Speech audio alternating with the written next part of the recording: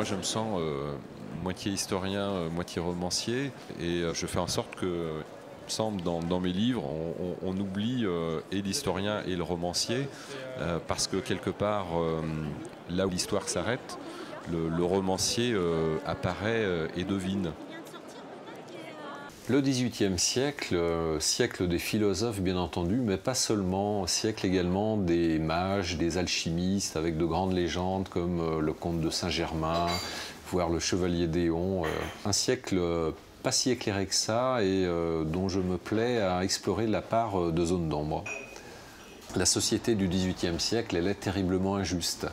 Elle est tiraillée de pulsions diverses, les différences de classe, de richesse sont extrêmement importantes. C'est une société très complexe parce qu'elle est parcourue par de nombreux courants. Alors bien sûr il y a des courants éclairés, des courants philosophiques, mais il y a également beaucoup de choses qui se passent en dessous de la surface. C'est donc une société que l'on voit par moments très brillante dans les salons, mais il y a également toute une société populaire, des sociétés secrètes, donc en tout quelque chose d'extrêmement complexe.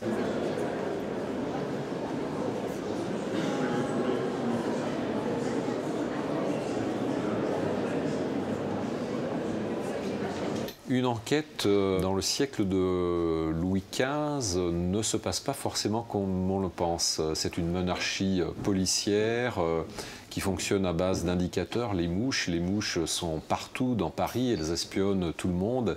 Et mon duo d'enquêteurs, quant à lui, mène des enquêtes de façon plus traditionnelle, avec des méthodes d'investigation, de déduction, une part également de médecine légale. Donc ce sont des enquêtes très complexes puisque bien sûr le commissaire aux morts étranges a en charge les meurtres les plus inexpliqués de Paris.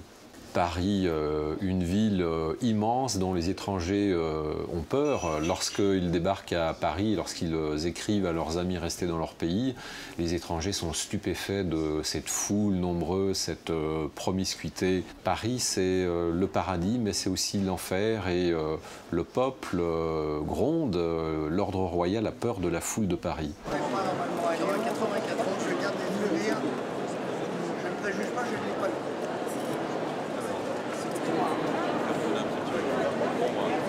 Par les célébrités comme James Ellroy.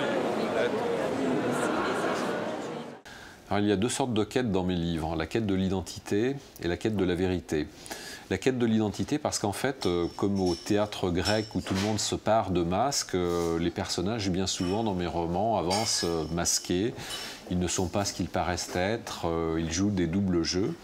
Et puis, il y a la quête de la vérité, parce que finalement, qu'est-ce que le polar, sinon une plongée dans les tréfonds les plus obscurs de l'âme humaine. Et cette plongée dans les ténèbres, elle doit, au final, aboutir à ce que jaillisse la lumière, et la lumière, c'est la vérité. Les indices sont là sous nos yeux. Un cadavre, une hostie, un crucifix, des empreintes de pas. Il nous faut faire parler tout cela. J'ai besoin d'en savoir plus sur le rituel de la messe noire. Normalement, dit le moine d'un ton morne, le prêtre dit la messe et la prostituée la sert. Des fragments de messe sont récités à l'envers et le mot mal remplace le mot bien, Satan, celui de Dieu. La prostituée donne la communion, aspergeant de vin la poitrine de la jeune vierge et plaçant l'hostie pour la souiller dans l'antre sacré de la jeune fille. Il se tut. Bien, dit pensivement le commissaire aux morts étranges, cela me permet de comprendre la configuration de la scène. C'est curieux, on a tracé comme une croix dans le sol. Le moine hocha la tête. Celui qui lit la messe fait le signe de croix du pied gauche sur le sol. Je te l'ai dit, tout est inversé.